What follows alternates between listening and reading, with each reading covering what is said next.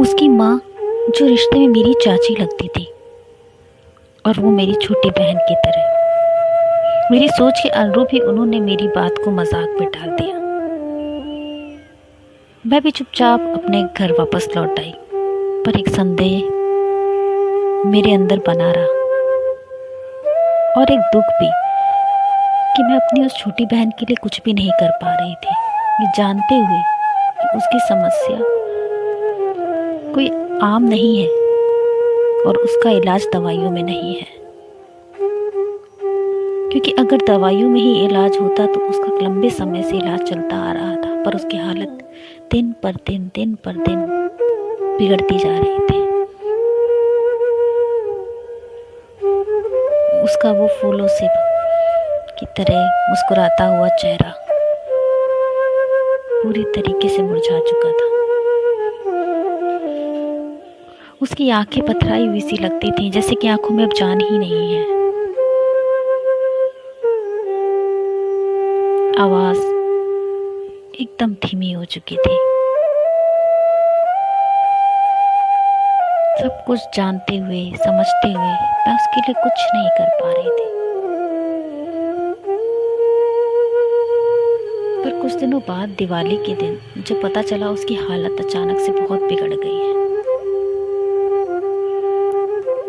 उसने घर में लोगों को मारना पीटना शुरू कर दिया, चीखना शुरू कर दिया। जिस चीज का मुझे डर था वो चीज अब उस पर हावी हो चुकी थी। चाची को मेरी बात याद आई और उन्होंने पास के एक मंदिर से एक पंडित जी को बुलाकर उसे दिखाया। पंडित जी ने मेरे संदेह की पुष्टि कर दी। उन्होंने बताया कि उस पर एक ऐसा साया है जो उसे बहुत जल्द इस दुनिया से ले जाएगा और वो अब ज्यादा दिन जिंदा नहीं रह पाएगी। घर के लोग बहुत दुखी थे। हर तरफ लोगों की आंखों में सिर्फ आंसू थे। किसी के बताने पर चाचा जी उसे एक गुरुजी के पास लेकर जाने के लिए तैयार हुए।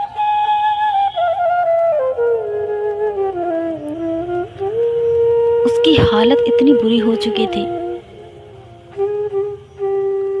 कि किसी से अब देखी नहीं जा रही थी।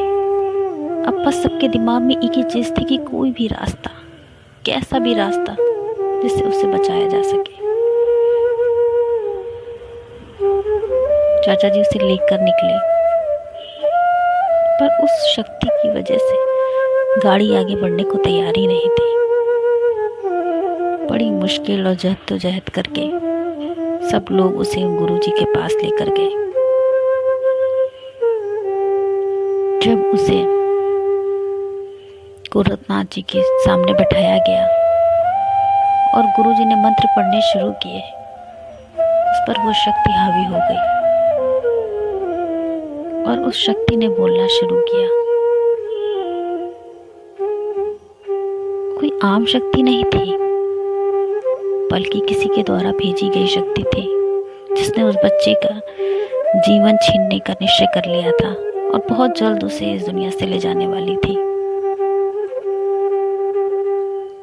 सब खामोश थे, बस सिर्फ वहां जो हो रहा था उसे मूक दर्शक बनकर देख रहे थे।